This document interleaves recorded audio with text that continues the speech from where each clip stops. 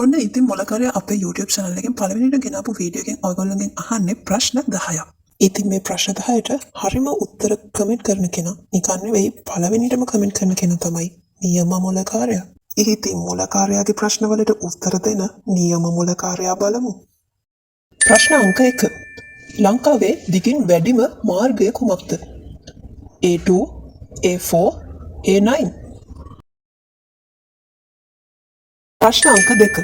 ශ්‍රී ලංකාවේ ප්‍රථම පාර්ලිමේන්තු මැතිවරණය පැවැත් වූ වර්ෂය වන්නේ 1948, 1947, 1972. තුන්වෙනි ප්‍රශ්නය.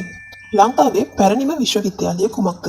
කොළඹ විශ්වවිද්‍යාලය, ජයවර්ධනපුර විශ්වවිද්‍යාලය, පේරාදෙණිය විශ්වවිද්‍යාලය. ප්‍රශ්න අංක 4. ශ්‍රී ලංකා රාජ්‍ය ලාංඡනයේ නිර්මාතෘවරයා කවුරුන්ද? ආනන්ද සමරකෝන්, ඕල්කට්තුමා, එස්.එම්. සේනවිරත්න මහතා. ප්‍රශ්න අංක 5. කඳුකරයේ මනාලිය ලෙස හඳුන්වන ගස කුමක්ද? පුවක් ගස, රබර් ගස, කිතුල් ගස. ප්‍රශ්න අංක 6. ගොළු හදවත කාගේ කෘතියක්ද?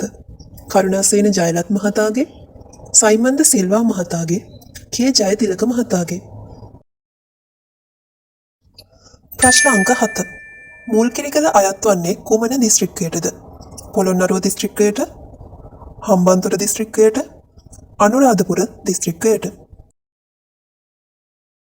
ප්‍රශ්න අංක 8. මේවරයා යන්නෙහි තේරුම කුමක්ද? ආභරණයක්, මැණික් කපන්නා, මාළු දැල.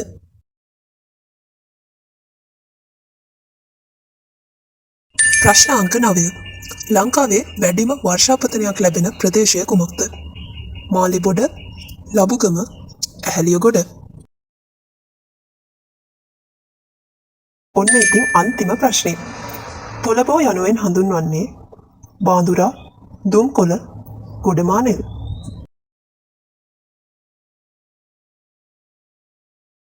ඔන්න ඉතින් මොලකාරයා ප්‍රශ්න සේරම අහලා ඉවරයි. ඉතින් අපේ ඉස්සරහට වීඩියෝස් වලින් වෙනස්ම විදිහේ ප්‍රශ්න එක්ක ඕගොල්ලෝ හම්බෙන්න අපි බලාගෙන ඉන්නවා. අද ඇහුවේ ශ්‍රී ලංකාව ආශ්‍රිත ප්‍රශ්න කිහිපයක් විතරයි. ඉස්සරහට වෙනස්ම විදිහේ වීඩියෝස් වලින් හම්බෙමු.